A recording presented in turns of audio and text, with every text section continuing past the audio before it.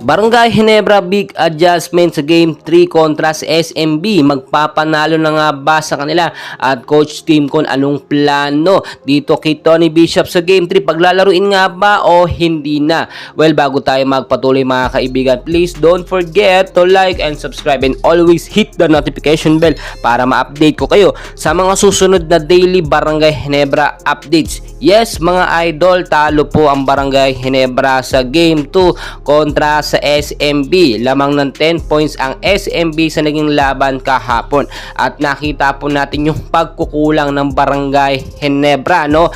Yung depensa, yung mga turnovers talaga ay nauulit. Nakita nyo early ng first quarter ay nakalamang na agad ng 7 points, no? 0 pa doon ang Barangay Ginebra. Pero sa magandang performance naman dito sa first quarter, no? Nakapagtala ng first 2 points, no? Another 2 points ulit itong si Tony Bishop. Siya ang nagpaangat ng score. Pero kung hindi naman dahil sa mga 3-point shot ni Jamie Malonzo, hindi aangat ang score or hindi makakabawi po ang Barangay Ginebra. Sinisigaw po ngayon ng mga fans, nasa na si Justin Noype Brownlee na kinakailangan ng Barangay Ginebra. Hindi po kasi kaya ni Tony Bishop ang responsibilidad na maiangat or buhatin ang Barangay Ginebra. Tulad ng ating sinasabi, pag very intense and crucial talaga ang laban, napakahirap po ng walang JB at napatunayan natin yan ngayon sa semifinals, no, kontra sa kupunan ng SMB at tila may posibilidad aabot talaga tayo sa game 5, no?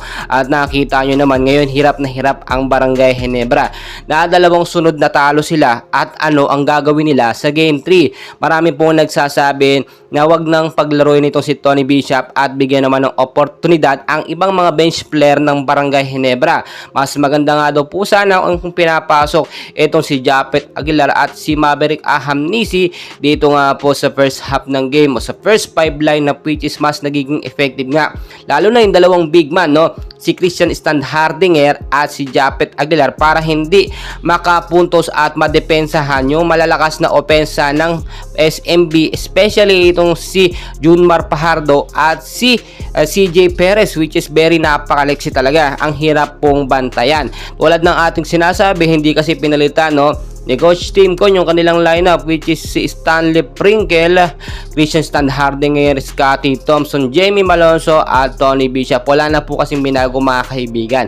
Kaya dito sa game 3, sisiguraduhin ng Barangay Ginebra na magbabago ang kanilang lineup at sistema. Kung may Justin Noype Brownlee kasi, mas madali sana ang laban dahil mas sanay sa crucial at very intense na laban si JB. So bakit nga ba walang JB, no? Tulad ng ating sinasabi ay nasa PIBA pa rin ang desisyon, kaya hindi pa siya makakabalik. Pwedeng iniipid sila or pwedeng hindi ipinapasok o hindi pinapabalik si JB para magkampiyon ang Magnolia o kaya naman ang SMB para daw maging balance, no, ang PBA. Hindi lagi Barangay Ginebra ang nagkakampiyon. Well mga idol, anong thoughts nyo about dito? Please comment down below.